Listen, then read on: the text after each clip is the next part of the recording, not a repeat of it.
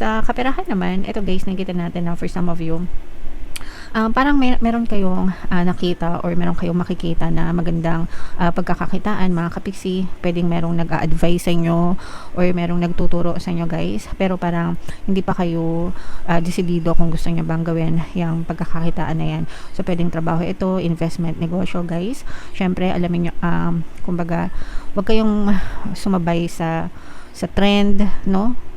Huwag kayong sumabay sa trend lang. Kailangan inaaral nyo.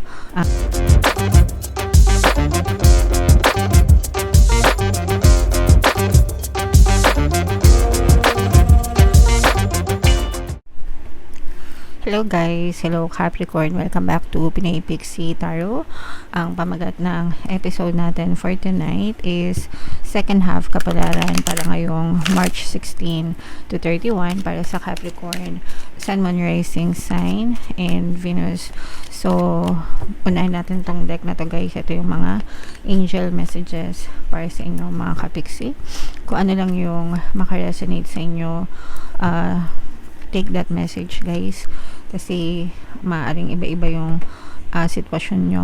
Ito guys, with these two energies, nakikita natin na if meron kayong mga nilalakad na mga loan, no? Kung meron kayong nilalakad na loan, ina-apply ng mga loan sa bangko, sa co-op, sa mga loaning apps or whatever guys, parang nagkakaroon ng delay sa mga approval o kaya maaaring nagkakaroon kayo ng rejection. Pwede rin kung nag-a-apply kayo kunwari ng naglo-loan kayo for kotse or bahay, ganyan. Basta loan mga kapiksi na kailangan nyo ng paluwal, ganyan. So for some of you, pwede nagkakaroon ng delay sa mga approval. Yung iba naman talagang nagkakaroon ng rejection mga kapiksi. So, okay lang yan guys. Minsan kasi hindi talaga natin na-meet yung mga requirements, pero try and try lang kasi minsan yung ibang bangko ayaw, pero meron namang ibang bangko na nag-approve, no? So, sana mahanap nyo yung tamang bangko or tamang corporate na mag-a-approve sa inyo mga kapiksi. Tiyagain nyo lang. Yung iba sa tao din, no? Yung iba, feeling ko guys, although titingnan natin dito mga kapiksi, pero yung iba parang nagkakabaon-baon din sa utang, sa mga credit card, or nagkakaroon ng delay sa pagbabayad ng utang. Tapos tumutubo yung mga interest guys, no? So pwedeng mga loan, yung mga existing loan nyo sa mga credit cards or yung sa mga Bombay 5-6 ganyan, or yung mga loaning apps guys, kasi di ba may mga loaning apps na ngayon. Speaking of loaning apps, hello kay Ate Red. Si Ate Red ay nandito din sa YouTube mga kapiksi. Friend ko siya sa from YouTube, no? Nagkakilala kami sa event ng YouTube. Loaning apps yung kanyang niche. So kung interesado kayo sa mga loaning apps, search nyo lang si Ate Red dito sa YouTube, guys. And yeah, so yun nakikita natin para sa inyo. And ito naman guys, parang ina-advise kayo na kilos-kilos lang, no? Basta mag-persist lang kayo sa pagkilos nyo. Actually, yung iba sa inyo, parang medyo unstoppable nga kayo, no? Yung energy nyo. Parang punong-puno kayo ng energy. Unstoppable yung energy nyo para sa mga bagay na gusto nyo ma-achieve sa buhay nyo. So, okay lang yan guys. Tuloy-tuloy lang. Kailangan talaga masipag tayo, guys. Okay? So, yan yung mga angel messages para sa inyo. Ito naman guys ay sa love. Ito yung medyo dark side, no? So, tingnan naman natin kung ano yung mga saloobin or gustong sabihin sa iyo ng person nyo. Kung ano lang yung makaresonate sa inyo guys, take that message, mga kapiksi. So, itong person mo, medyo lost siya. Yeah. So, medyo nag-iimaw itong person mo. Pwedeng hiwalay na kayo. Pwedeng nag-aaway kayo ng person mo. So, sabi niya, I feel unworthy of having love in my life. I feel miserable and lost. Kahit na in a relationship kayo mga kapiksi, parang itong person mo, parang may kulang pa rin sa kanya. Sometimes may ganun yun guys kapag meron silang traumatic experience, no? or traumatic past na parang kahit na in a relationship na sila, tapos na yung past relationship, parang hindi pa rin nila alam yung gagawin sa next relationship nila. So for some of you, pwedeng ganun yung nararamdaman ng person mo right now. I am distracting myself to avoid thinking of you. I feel alone in the dark. Where is my light? So ito guys, talaga magre-resonate ito kung hiwalay na kayo or nagkakatampuhan kayo, hindi kayo nagkakausap, ganyan. Paulit-ulit kang iniisip ng person mo. Nagpapaka-busy siya para hindi kanya maisip, pero malungkot siya, hinahanap-hanap kanya. So especially guys, no, pag pinapakinggan nyo yung pampabalisa at saka pampamiss na subliminal guys, sobrang i-combo nyo yung dalawang yon talaga, no, kahit anong status ng relationship nyo. Kahit okay kayo, kahit hindi kayo okay ng person mo, mas lalong dapat nyong pakinggan yun, kasi especially yung pampabalisa guys, literal na kapag pinakinggan nyo yun, talagang kaya nga nakalagay doon 24/7, kasi mula pagising nila hanggang pagtulog nila guys, talagang hindi kayo naalis sa isip nila, kahit anong ginagawa nila, kahit nasan sila, kahit sinong kasama nila, sinong kausap nila guys, no, habang humihinga sila. Talagang literal na tatakbo kayo sa isip nila. Kaya nga very effective yung subliminal na yun. At saka guys, no, kung napapansin mo, kunwari nakikinig ka ng pampabalisa, tapos nababalisa ka rin, balisa yung person mo, ibig sabihin, okay? So pakinggan nyo yan guys, para talagang hindi kayo maalis sa isip ng person nyo. Alright, so comment down below if feeling nyo nakaresonate kayo dyan sa mga messages na yan. Hanapin natin yung energy ng Capricorn guys. Habang sinashopper ko to, panoorin nyo nila guys yung video natin regarding sa ating paano mag-manifest ng abundance video course. Kapiksi, sawa ka na ba sa mga struggles at hirap sa buhay mo? Masipag ka ba at masikap sa buhay ngunit hindi ka pa rin umaasenso?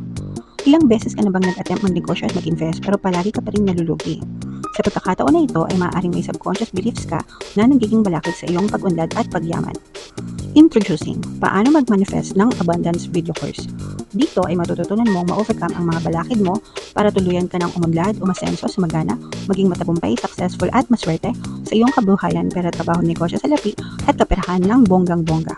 Dali, mag-send na ng email sa pinoypixie@gmail.com at simulan na ang iyong pagyaman ngayon.